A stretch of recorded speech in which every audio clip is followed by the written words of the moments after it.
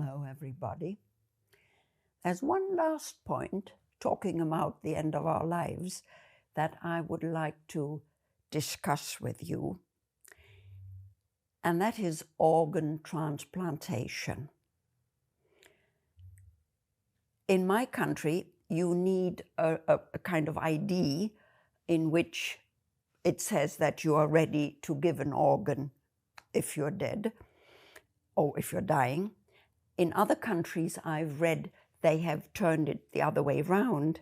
Because there are not enough organ donators, there are more people who want an organ rather than give an organ, and therefore they have turned this around.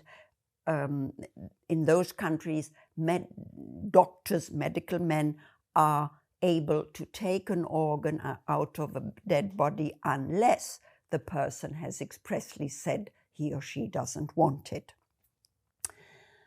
I have had such an ID for quite a while, and in mine it says, no, I am not ready to give an organ once I'm dead.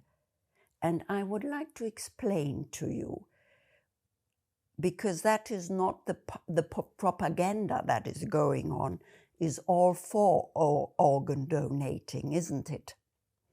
Now, before I explain to you why I'm not ready to do so, one thing I think is exceedingly important.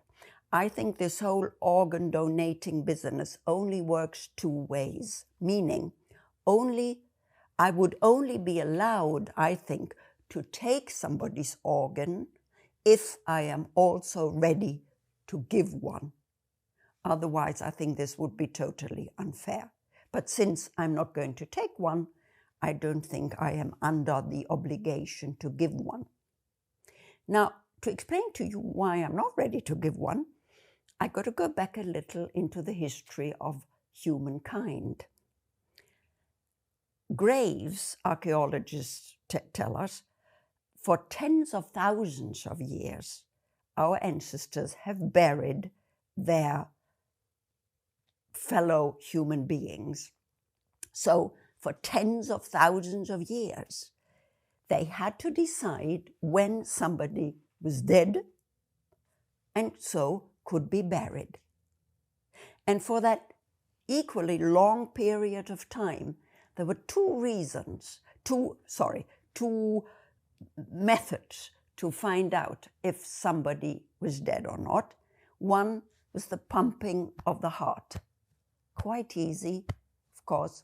When the heart had stopped pumping, had stopped pushing blood through the body, that was one reason. And the other was the lungs, of course. When the lungs had stopped breathing in and out and pushing air into the body, then the person was dead. This method, used for thousands and thousands of years, this method had several advantages. It was very fast. Nearly everybody could do it, find out whether these two things, heart and lungs still worked. Very simple to be done, very fast to be done, and mistakes, no.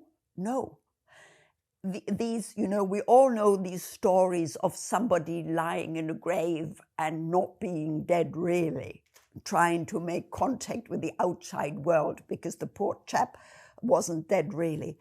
That is fiction. That's not reality. Fiction meaning invented stories. It's not reality. And so for thousands of years, our ancestors were quite happy being able to detect somebody's death until the year 1967. Not very long ago, that.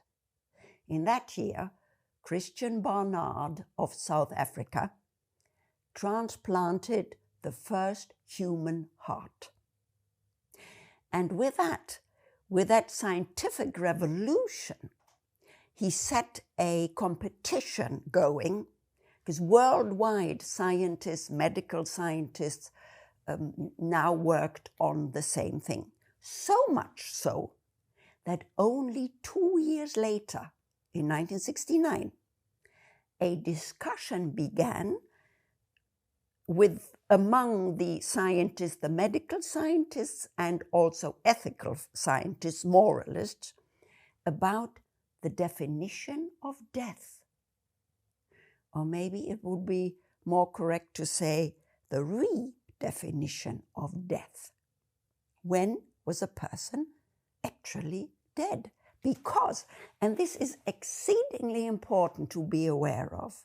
Why that? Because obviously you cannot take organs out of a person who is still alive. But with dead organs, there's nothing you can do. The organs must still be alive, otherwise you can't transplant them. So obviously scientists had a dilemma. And this dilemma they solved with, I call it a trick.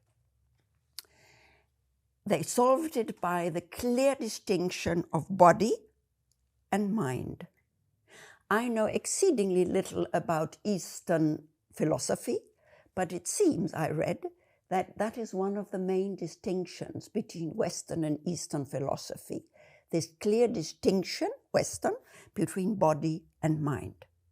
We owe this distinction to René Descartes, a famous French philosopher, 17th century, who decreed the body is a machine only, and it's the mind that makes the human being, and that differentiates us from animals.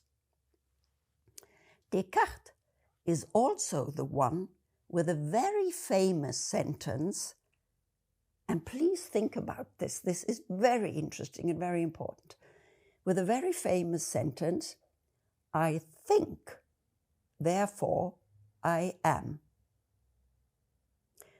Because in reverse conclusion, this means when I stop thinking, I am no more. And that is where the term brain dead comes into being. Until 1969, never existed the word brain dead, clearly meaning your body is still working, your heart is still pumping, your lungs are still breathing in and out, your bowels are still doing their business. Only your brains takes no notice of this, doesn't give the command, takes no notice of this. Brain dead. I don't know whether you read that there are nurses who absolutely refuse, and they have the right to refuse, to look after these brain dead people, because their feeling is that these people aren't dead, or not really dead, maybe. Now, as always, you decide whatever is right for you. But I do think that is something one's got to be aware of and think about. And you know, only because we human beings are able to do some things, that isn't a reason enough to do it. And for you, as a mature patient, you should decide for yourself what is right for you and what you think morally correct. Thanks for listening. Bye.